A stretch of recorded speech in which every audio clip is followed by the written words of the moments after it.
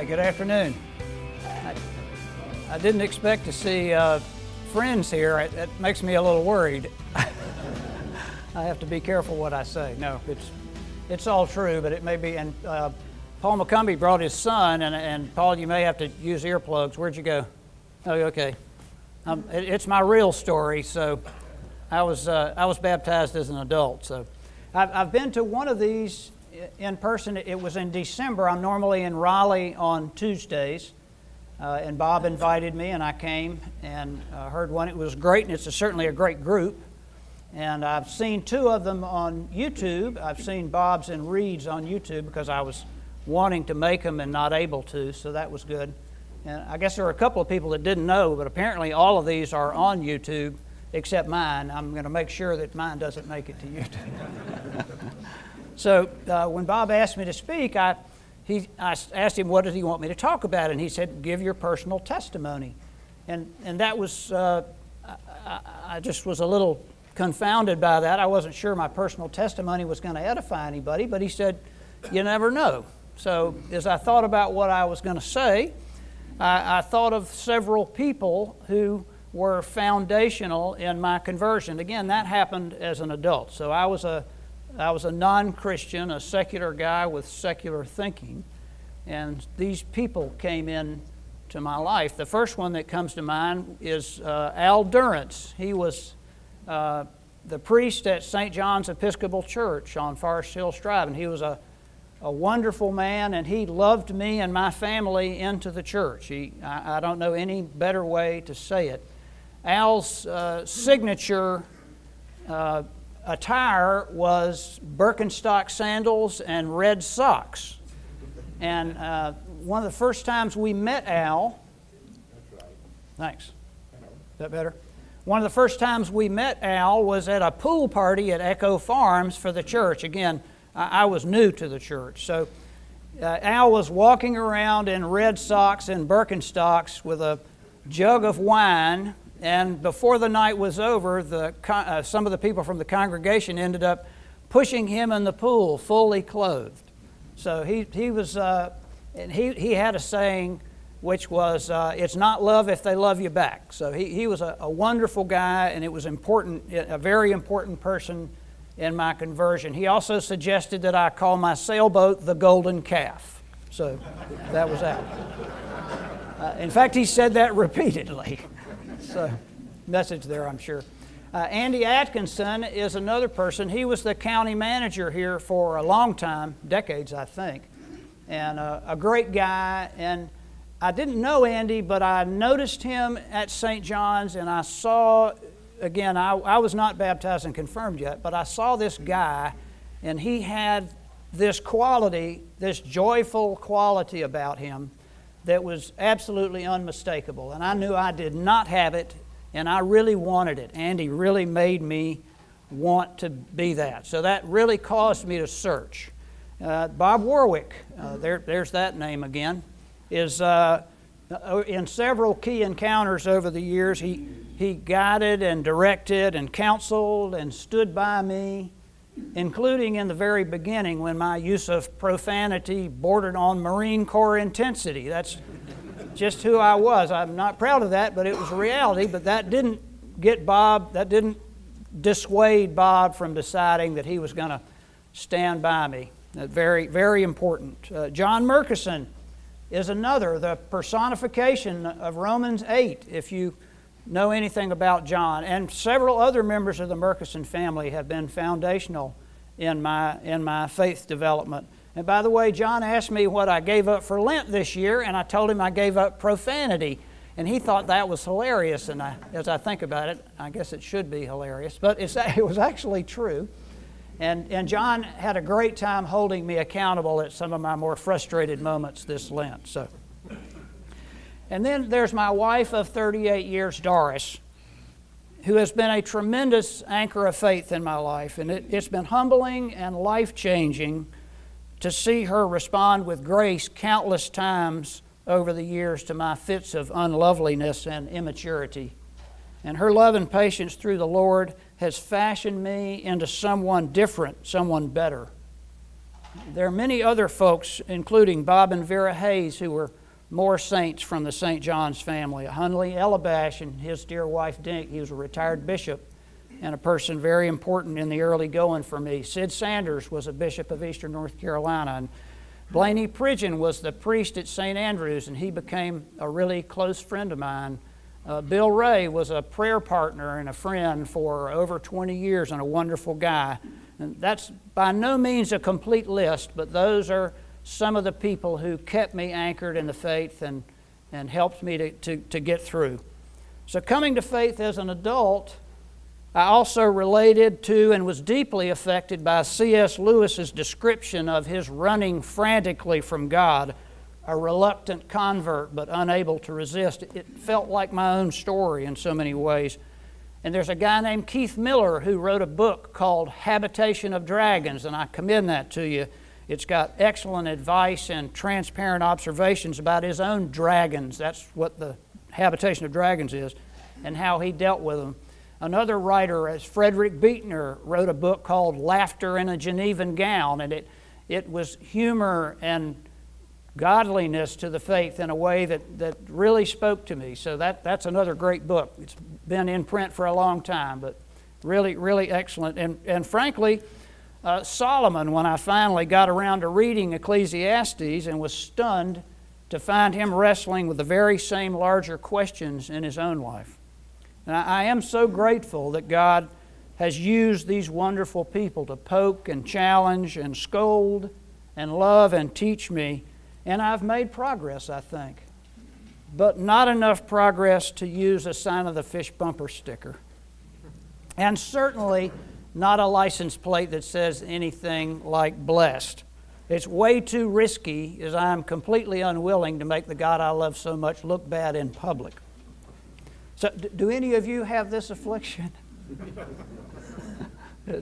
I'm glad I don't have signs on the back of my car. I'm trying to do better, though. So, I was baptized and confirmed at 32 years old and baptized together with my 3-year-old daughter, Shannon.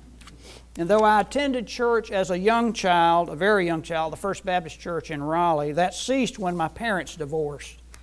I came to Christ because one day, while I was out running, I felt a most abrupt and unexplained but unmistakable urge to go to church. And confounding and confusing as that was, Doris and I did seek out a nearby church. The congregation was full. The preacher, clearly recognizing us as newcomers, singled us out for the message that we were coming his way today or we could plan to burn in hell. Day one, we left thinking, wow, some start. And now you can see why Al Durance appealed so much. He's a little bit different take. But isn't it interesting that both of these men were trying to do the best they knew how to get people to come to Christ? I mean, really, it's just very different sides of the spectrum. The first one didn't work for me, and the second one did so powerfully. And so we didn't go back to that church, but the compulsion to find a church remained. And so we kept looking and ended up one fateful day outside of St. John's Episcopal Church, and neither one of us knew anything about the Episcopal Church. And it was 10:55, and the service started at 11, and we were at 1219 Forest Hills Drive. So we entered. Just a coincidence. We just happened to show up when it was time for the service, and we entered. And the congregation was reading and singing off the bulletin and some book that we didn't know anything about, and they were talking about the Holy Catholic Church. And so again, we thought, we've turned the corner wrong. But we had the great good fortune to sit right behind Bob and Vera Hayes, two more saints. And if any of you knew Bob and Vera, you know what I'm talking about. They too loved us into the church. As my sister says, coincidences are small miracles in which God chooses to remain anonymous. That was certainly true in that particular instance. So I get now that coming to faith is God's initiative directed at us very personally, but there is no underestimating the power and importance that God's people play in that process. people like many of you in this room today, I am quite sure. What I didn't realize then was that the Spirit was working things out in me and our family. But what I did realize is there were people, His people, loving us and drawing us into the faith. And I was excited about all of this, though still not understanding what was drawing me in. But I was frankly ashamed of my unworthiness, my wretchedness. And I knew it all too well. I couldn't understand why God was pursuing me. I remember deciding it was to take care of Doris and the family. And later, as I learned about the communion of saints, I decided that my deceased mother was praying for me constantly. At that stage, I never felt it was about, much less for me. It just did not make any sense. Many years later, I began to understand that the saving was for me, and that when I was able to have my own spirit resonate with the perfect Spirit indwelling me now, the Lord could use me for kingdom work. To this day, the greatest honor in my life. More selfishly, I also learned soon enough that those very same God tools were powerfully effective when used for personal gain, and I used them for that. My business became very successful.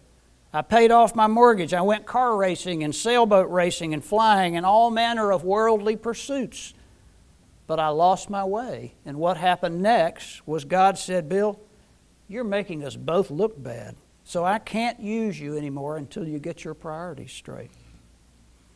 And I was so heartbroken to disappoint the Creator and frankly so terrified to lose the resonance with the Holy Spirit, I changed course.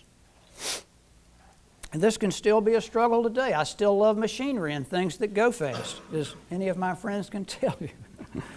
And I enjoy success in my work and the sense of purpose and control that it provides. But having said that, my priorities are entirely different now. There's a pastor in Raleigh, J.D. Greer, who's the pastor of the Summit Church, a wonderful institution, vibrant, and he's a fantastic guy too. And he does a series where he talks about the fact that work was part of God's plan before the fall. He put Adam and Eve in the garden to work the land. So God designed humankind for work. But as I've learned, and in fairness more than once relearned, that is work for a larger purpose. Work that serves the kingdom is the only work that honors God and brings the peace that passes human understanding.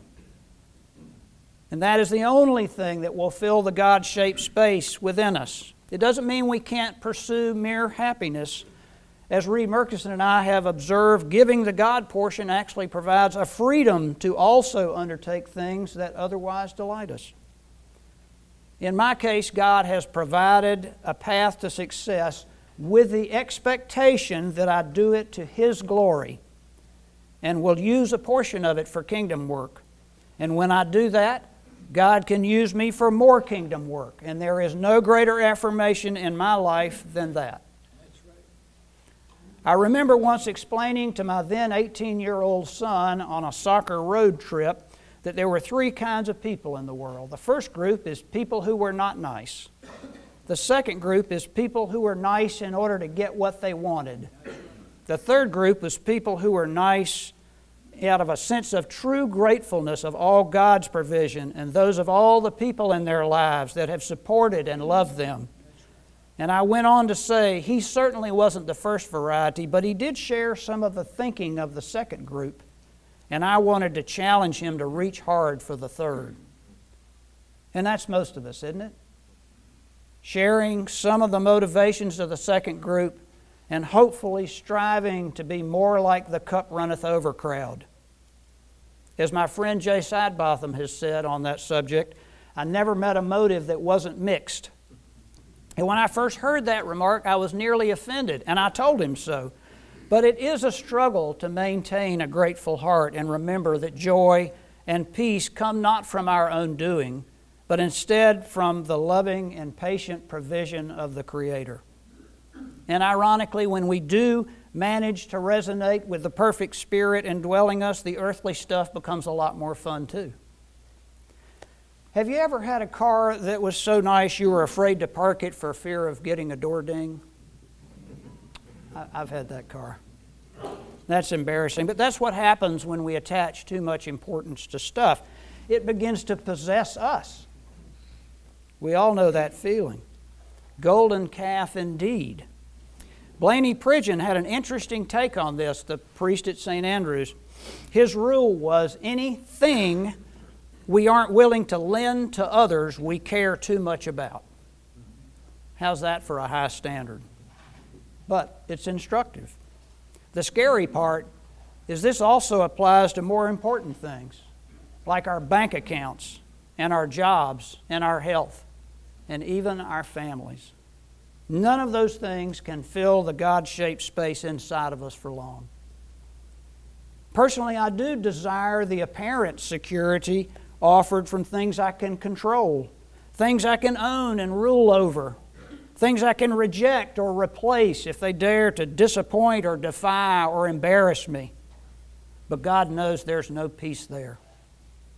As they say about the self-made man, he only has himself to blame. God's peace for me requires that I keep my priorities straight.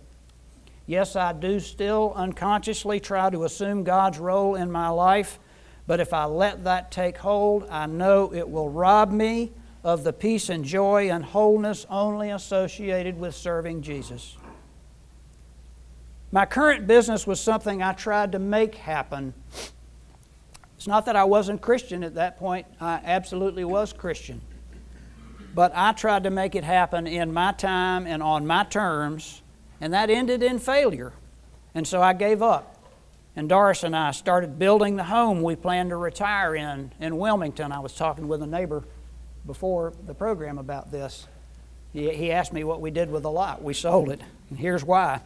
With the lot purchased and house plans completed, and only 30 days from breaking ground, God's plan and timing kicked into gear, and the business deal came rolling through the door like a hand grenade without a pin.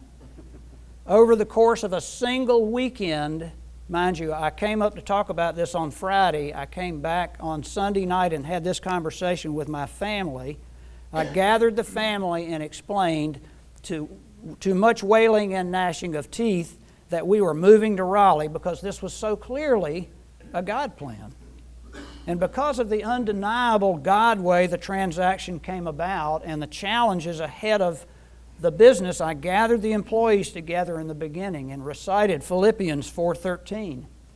And I explained that we would seek to honor God in all we do, and part of that would be tithing net income to God-centered outreach. And frankly, there wasn't any net income at that point, so it was an easier decision maybe. But nonetheless, it was a God transaction, and I felt that was the way we should proceed. Now, that story is still unfolding since 2003. We have worked with God-centered partner organizations and contributed a little over $4 million to kingdom work. That's directly the tithe. For this to happen, we as an organization and I personally have to desire it enough to be obedient to the Lord, to exercise personal humility, to get past our own brokenness, and to trust Him to be sovereign in our context and lives. And gratifyingly, we have been used for kingdom work. Looking back over my life and faith journey some years ago, I observed that life is a bucket with a hole in the bottom. And our desire, of course, is to keep the bucket full. And it's easy and straightforward in the beginning because the hole is quite small. Just a little drip comes out of it. But life has corrosive elements mixed in with it, strife and pride and anger and envy and jealousy and failure and so on, which eat away at the hole and make it bigger and bigger. And though we can put more stuff in our buckets to stay ahead of the leak, there comes a time when putting more and more in is a losing battle until we do the hard work of repairing and shrinking the ever-enlarging hole by recommitting ourselves to God's plan and direction. And though it has moderated for me over time, for me this is an ongoing process. And my faith is like that for me as well. Certainly most faith journeys have their share of mountaintop experiences full of joy and peace, and mine is certainly no exception, though it's still a bucket with a hole in the bottom. Life crowds in with all its corrosive stress and challenges and brokenness. We're carnal, sinful creatures, right? Jeremiah 17:9 reminds us, the heart is deceitful above all things and desperately wicked. Who can understand it? That's the hole in our bucket. And if I don't deal with mine every day, I'll soon enough have an empty bucket, no matter how much furiously I pour into it. So for me, at this stage in my life, it has come to this. I really, really don't want to disappoint the Lord of love that has brought me home. I really do want to continue to be useful and chosen in some way for kingdom work. I have a quote on my desk from Albert Holtz as a reminder, and it is this: what are the chances that by watching me, a person can learn that God is love? That's my quest.